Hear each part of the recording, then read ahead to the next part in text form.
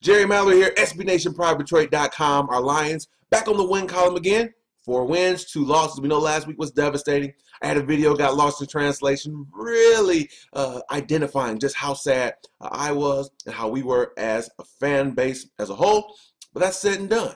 We're back in the win column. This is a big victory. So we're here to give you the good, the bad, the ugly, and we'll end it off with the great. Starting with the good.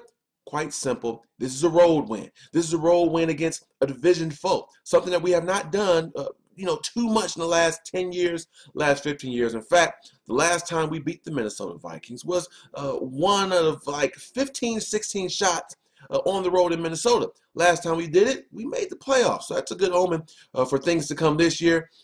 We stay atop the NFC North. The Bears won. The Packers with a huge comeback. So this is good. By and large, whether the game was a blowout, whether it's a close game, a win is a win is a win, no matter who you're facing, injuries, et cetera, et cetera. So that's the good. We won the game. It's on the road. It's a division opponent, and we stay atop the NFC North because I'm telling you, this year, if we're going to make the postseason, it's going to have to come, I believe, by winning the division. You have a lot of teams that are surging. You've got the Eagles. You've got the Cowboys. The NFC West is really strong with Seattle, Arizona, as well as San Francisco. The South is kind of shaky, but you never know what the Saints and what the Falcons can end up doing. I do believe there's not going to be a representative of the NFC North in the wild card this year. So we got to win this division. This is a great way by doing this, winning games on the road against your division and getting into the playoffs that way. Now, on to the bad and the ugly. The bad, just a sloppy game as a whole. Golden Tate, a little rusty, a little sloppy, had some drop balls. Stafford was not as crisp as you would like him. And so these are the bad things. Still waiting on Eric Ebron to really break free and have a huge game, meriting that 10th pick. And then we bring in Matt Prater. All the kicker woes. Fabrice, he stunk. So we had the Fabrice for Freeze campaign. He was gone. Henry's gone. Prater was 1 for 3.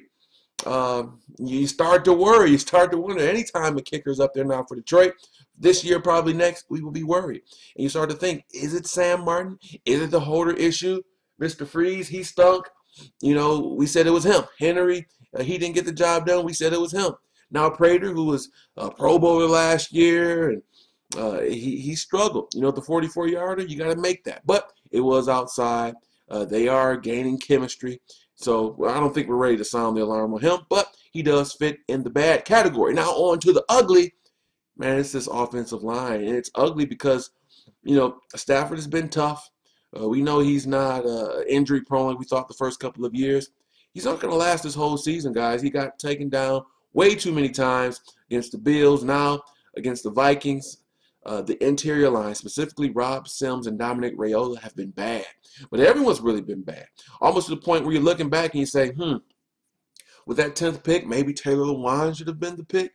I know it's a little bit of an overreaction, but that seems to be our biggest weakness is our offensive line.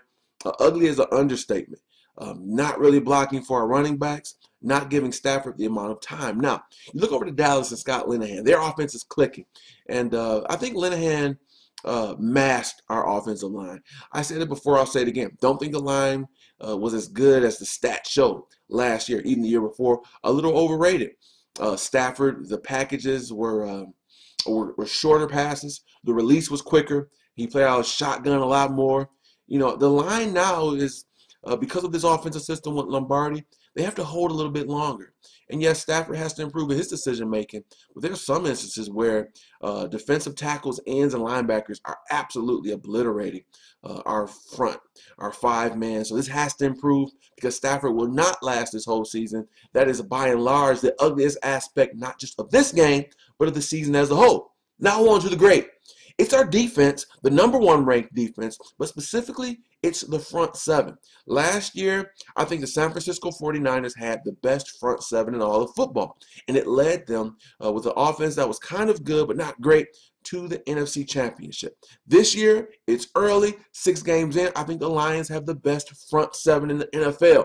And Ndamukong Suh with a couple of sacks, Fairley with constant pressure. Ezekiel Ansah looked wonderful today. To hear Whitehead very opportunistic with his 2 interceptions.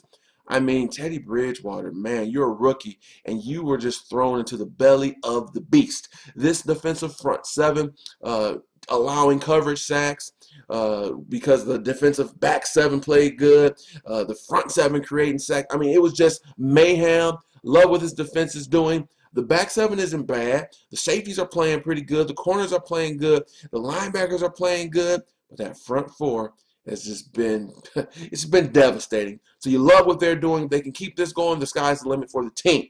We move on to next week, where we'll be facing a much better offense, much more highly touted. Mr. Lombardi, it's your old team, the New Orleans Saints. But until then, we're going to enjoy this one. It's a road victory. It's against the NFC North opponent, coming off of a loss. Huge bounce back. Love what these guys are doing. What's your good? What's your bad? What's your ugly? What's your great? Leave your thoughts, comments at the allocated section. I want to thank each and every one of you for watching. And let's add a cherry on top. We won a game without Calvin and Reggie Bush. Until next time, guys, a day or so, we'll be having more Lions goodness to talk about. This has been Jerry Mallory for SB Nation and PrivateDetroit.com.